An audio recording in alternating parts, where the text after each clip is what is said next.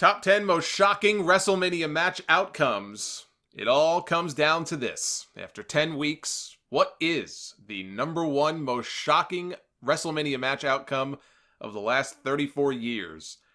To me, this one is a no-brainer. It's the easiest choice of all the ones I had to pick on this list. I was fortunate enough to be there live for it, and it was one of the most surreal things that I've ever seen. It's Brock Lesnar, his third appearance in this countdown, conquering the Undertaker's 21-0 undefeated streak at WrestleMania 30. Undertaker, over the years, had taken care of many an opponent at WrestleMania, going all the way back to Jimmy Snuka. He dispatched him and Jake Roberts and Giant Gonzalez by DQ, and King Kong Bundy, Diesel, Sid, Kane, all the other countless names that came after it. Shawn Michaels twice, Triple H 3 times, CM Punk.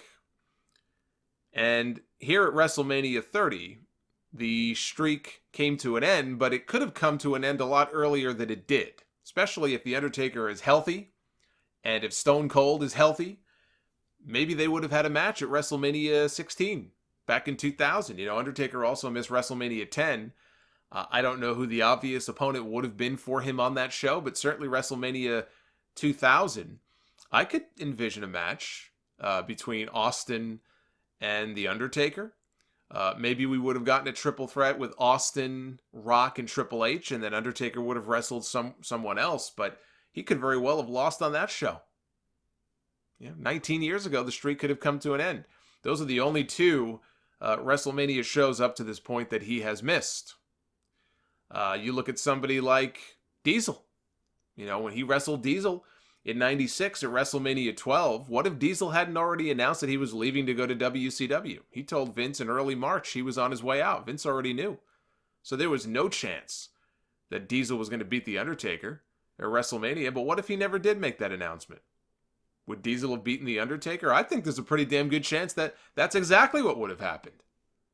Even though Diesel was on his way out, he got the championship match anyway against Shawn Michaels the following month because they wanted Shawn Michaels to get a big win in a no-holds-barred type brawl to show that he's not just some flashy wrestler. He can throw down with the big boys in that company. So they had Diesel put him over on the way out, which I'm sure Diesel had no problem doing because the two of them were best friends.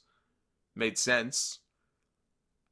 But storyline-wise, it would have made more sense for Diesel to beat The Undertaker at WrestleMania and then get a championship match the following month at In Your House. So it's fun to kind of look back on little things like that and say, if this was a little bit different, or if Diesel didn't make this announcement, would he have beaten the streak? I mean, there really wasn't much of a streak back then, but he could have cut the legs off right there before it ever got going.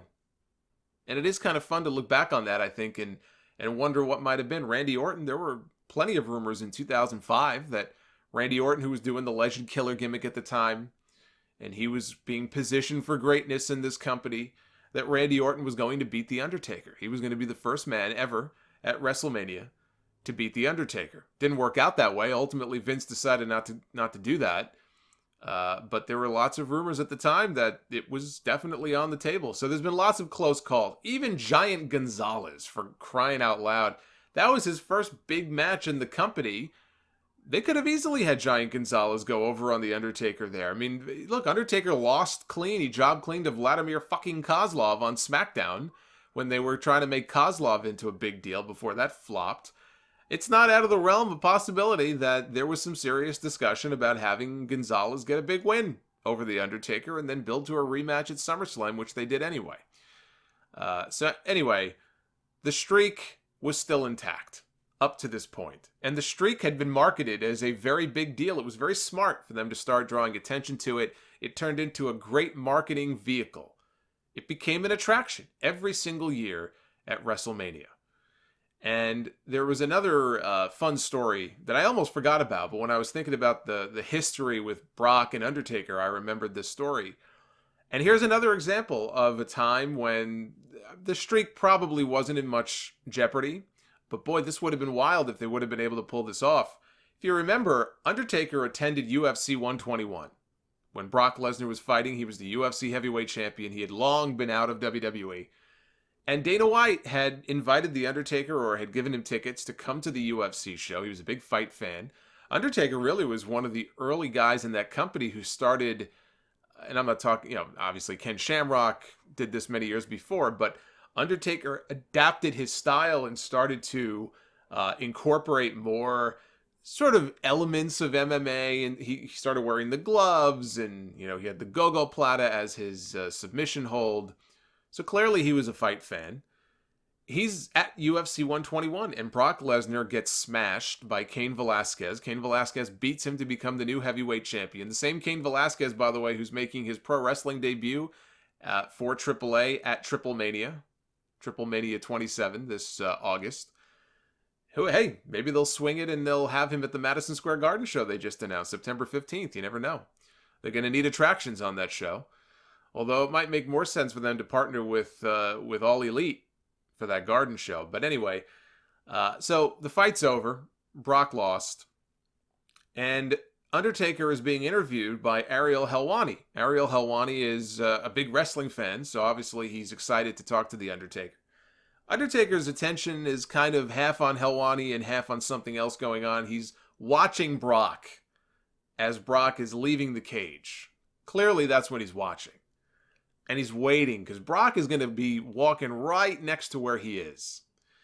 And as Brock goes walking by, he and Undertaker make eye contact, and Undertaker just goes, "You want to do it?" And Brock stares at him and just keeps walking. And Brock was, the lights were on, but nobody was home. He was probably half out walking to the back. And Helwani goes, "What was that about?" And Undertaker goes, "Yeah, it's a personal thing, Just a personal thing." He wouldn't talk about exactly what was so personal about it. And it was probably just because he was trying to work an angle and trying to build to something at WrestleMania the following year. That was WrestleMania 27. Well, as the story goes, and we've heard Dana White has told the story before, there was this hope on an expectation on WWE's end that they could convince Brock Lesnar to come back at least for one match in the company at WrestleMania to lose to The Undertaker. Brock and Undertaker had worked together many years earlier. There was a mutual respect there. And look, maybe there was some underlying heat for the way that Brock left the company for all the years and the effort they put into promoting this guy and making him one of their biggest stars. He just up and leaves.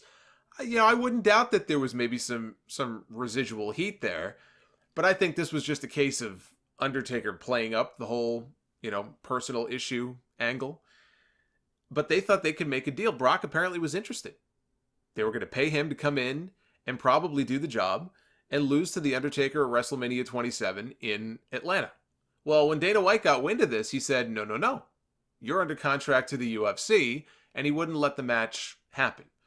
There were conversations between Vince McMahon and Dana White, who, as best as I can tell, to this day are still on pretty decent terms with each other. I know Dana likes Vince a lot, respects him, and there's a lot of similarities between them and the way they run their companies. But they met, they had a conversation, and the idea was that, look, we want to use Brock, and Brock would lose to The Undertaker, and almost like in exchange, why don't we do a match at WrestleMania between you and me? A match between Vince McMahon and Dana White, with Dana beating Vince. And Dana shot that idea down, and Vince was also willing to go to UFC and fight him in the octagon. He was willing to have a shoot fight with Dana White and let him beat him up.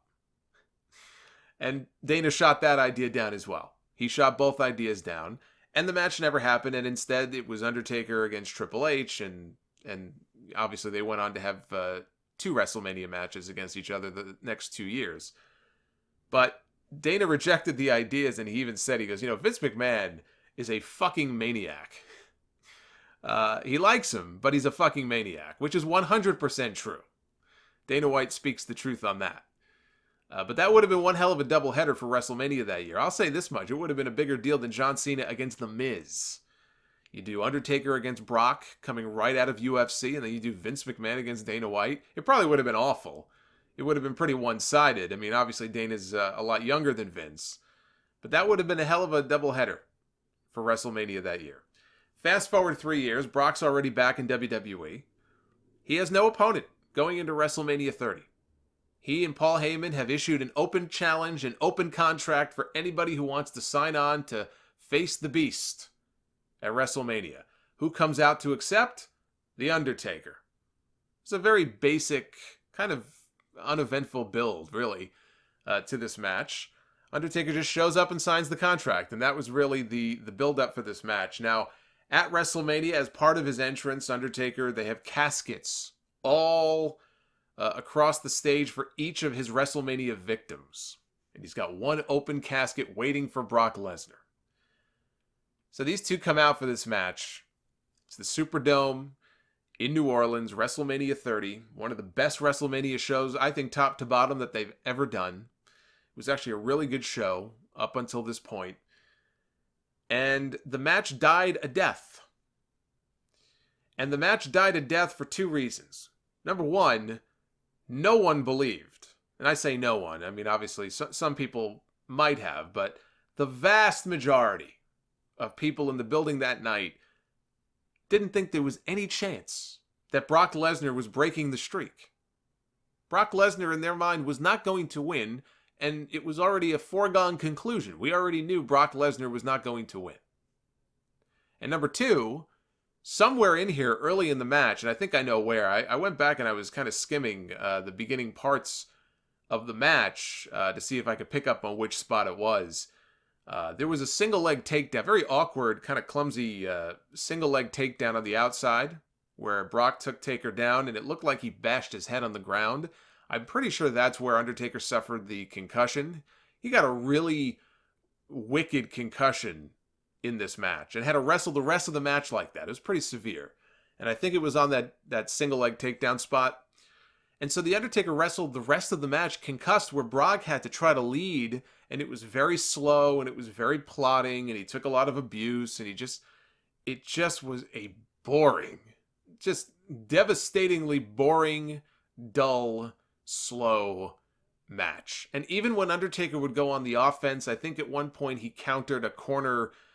You know, Brock was doing punches in the corner and he gave him a last ride. He kind of dropped him. Like, it was just it was sad. It was sad to watch.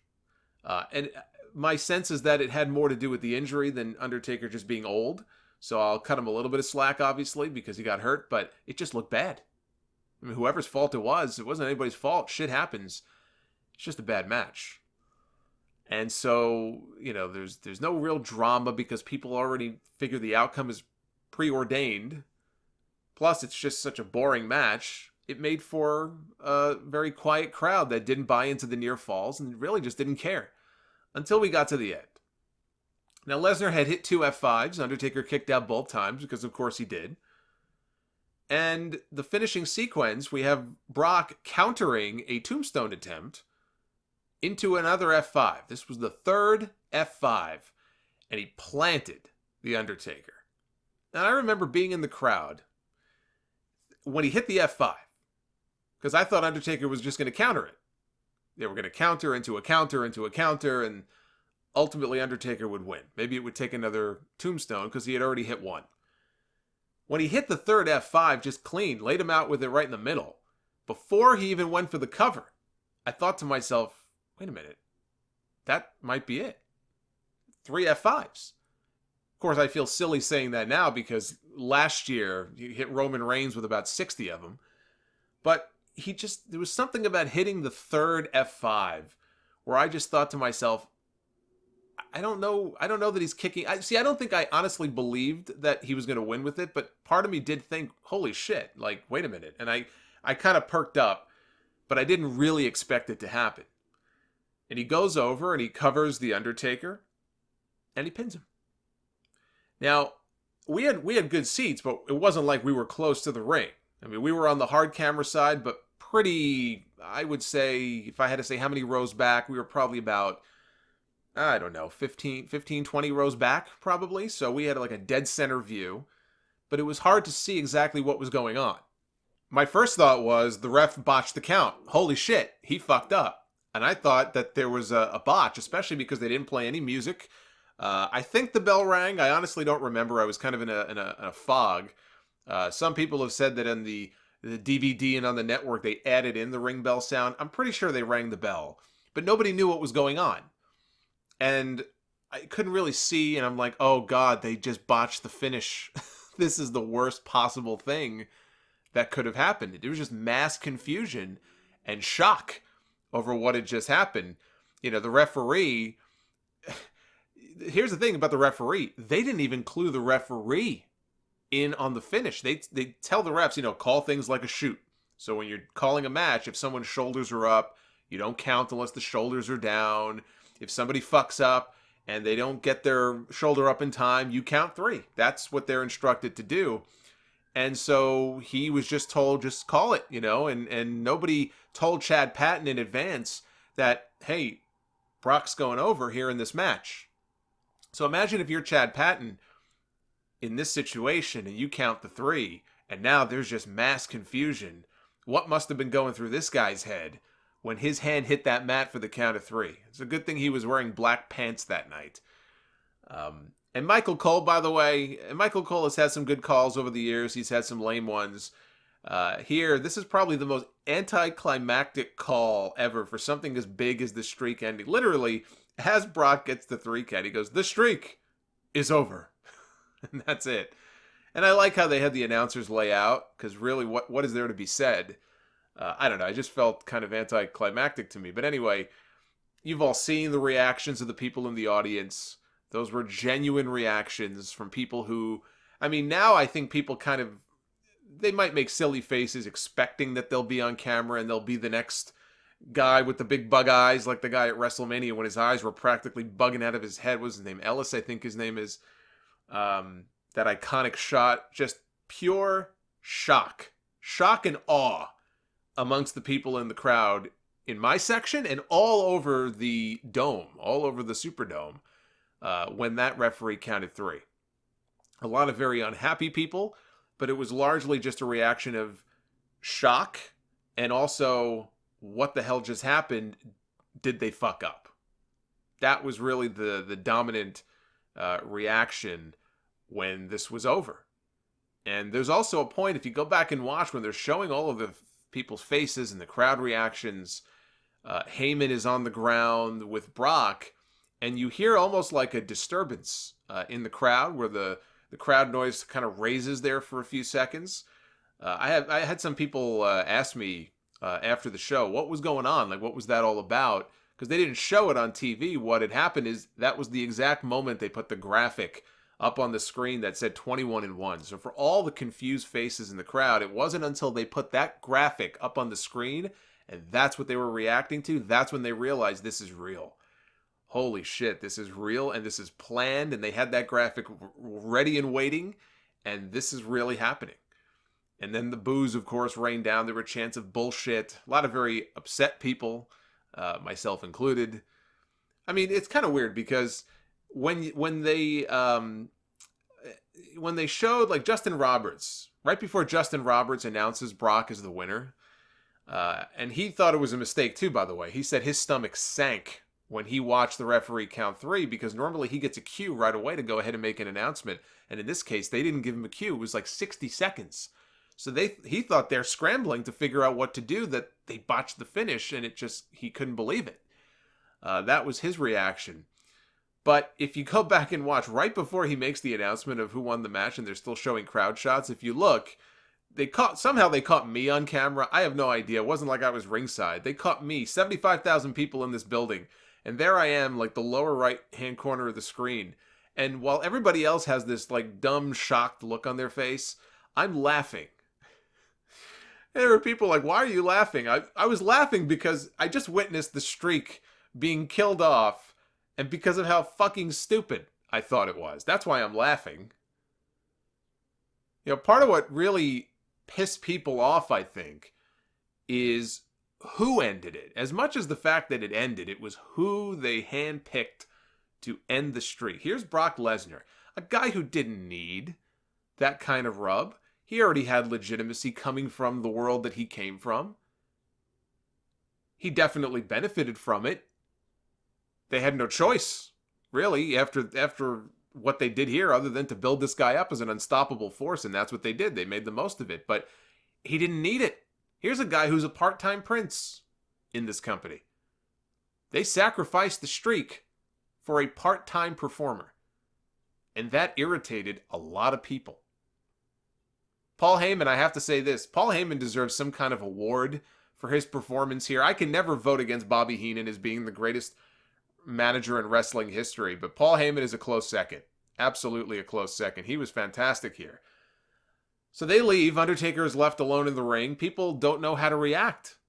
I think Undertaker was he was concussed, but he was also stalling a little bit because it seemed like he was waiting for that big standing ovation where everybody just kind of rises to their feet and gives him this standing applause out of respect, and it didn't really happen. He really had to wait, and they had to milk it, and people gave him polite applause as he left, but I really do think they were just, it was like they didn't know what to make of what they had just witnessed. It was a legitimately shocking moment. There's a reason why I put this at number 1 on my list. Some people are going to say, oh, it should have been Austin going heel, or it should have been this, or it should have been that. You don't understand how legitimately shocking this was for the people in the building, and not just in the building. I mean, there's plenty of reaction videos online. I every now and then I'll have some fun. I'll go on YouTube and I'll type in WrestleMania 30 or Undertaker streak broken reaction video, and it's hard sometimes to tell apart the ones that are legit from the ones that are just manufactured. So you kind of look at the dates on the videos and you can see the ones that were posted that night.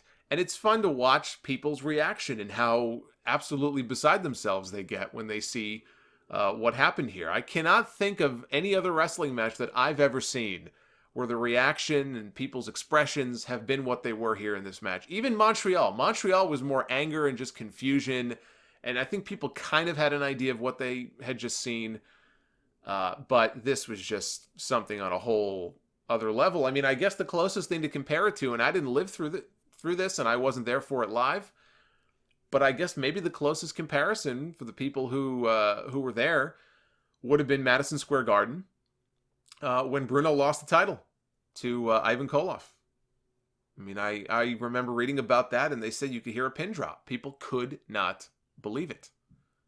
It was stunning. And this was sort of a more modern day equivalent to that on a much grander scale, obviously. When Undertaker got backstage, he collapsed, and that was not a work. That was not part of the legend and the urban myth. He went backstage, and he collapsed. And they had to call medics over, and they put him in an ambulance, and Vince McMahon left with the Undertaker. He got into the ambulance, and he went to the hospital with the Undertaker in the ambulance. He rode in the ambulance with him. He was not there. Vince was not there at the end for Daniel Bryan's big crowning moment in the main event. He missed the whole thing because he was at the hospital with The Undertaker. My thoughts on the streak ending are very simple, and I've made this clear over the years. I mean, I think they made the most of it with Brock, which they kind of had to. The streak never should have ended. And there's people who are going to fight me on this who have the complete opposite view. What a waste it would be not to give somebody else the rub. If Undertaker knows he's done, and he was, let's say, going to wrestle his retirement match, you kill the streak. You got to use that gimmick and use that streak to get somebody else over. I understand that viewpoint, but in this case, I disagree. I think the streak, he should have retired with it. He'll probably never retire. I mean, he'll probably die before he retires, but he should have taken that streak to his grave. He should have taken that streak to his Hall of Fame induction. I think it was a huge mistake in the grand scheme of things to end the streak. There's a lot of wrestlers who feel very passionately the same way that I do. I think, here's what I think about The Undertaker. He should have stepped away after that end of an era match with Triple H at WrestleMania 28. That was the time for him to step away. 20-0, big Hell in a Cell win, big photo op at the end there on the stage with him and Shawn and Triple H kind of looking out into the crowd. It really did feel in that moment like the end of some kind of era, even though it turned out really not to be, because every single one of those three guys continued to wrestle. In Shawn's case, it's only been one match, but still, they all went on to wrestle. But I think that would have been the best way for him to go out. And I know him and CM Punk ended up having a really good match the following year at WrestleMania 29, but that would have, in my opinion, been the best exit for him. And surely, after that horrible match he had with Roman Reigns at WrestleMania 33, where he took off his gear, his gloves, his hat, and just kind of laid it in the ring and left it there. That would have been the next best way, given that he came back. That would have been the next best way for him to go out, where he leaves his stuff in the ring. He disappears, he vanishes, as he did, into a plume of smoke with the gongs going off. That would have been the next best way for him to go out. And he was back the very next year, like nothing ever happened, for a 3-minute match against John Cena. And everybody said, oh, The Undertaker looks great. He looks better than he did last year. Look at this. He's doing old school, and man, he looks good. It's a 3-minute match. The guy probably hadn't wrestled in a year. He wrestled 3 minutes. People use that to justify as though the guy is not years past his expiration date. And I don't say that to be disrespectful. People get very burned and angry when I make comments like that about The Undertaker, like I'm doing some great disservice to the man. I say these things because it's kind of sad to watch The Undertaker a lot of times when forget the crown jewel stuff. My God, you talk about embarrassing. That whole match was embarrassing. Triple H getting hurt didn't help, but even without the injury, I think that match would have been embarrassing. People like me don't want to see The Undertaker like that. Guy wants to wrestle, he wants to make his money. Hey, by all means, go ahead. Go make your money, do your thing. As a fan, I think it just is sad to continue to watch him come out and wrestle when he doesn't have any business being in the ring, I think, having these big matches like he's so used to having.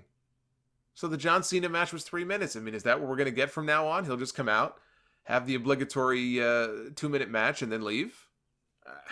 Okay, I mean, I guess that's one way to protect the guy.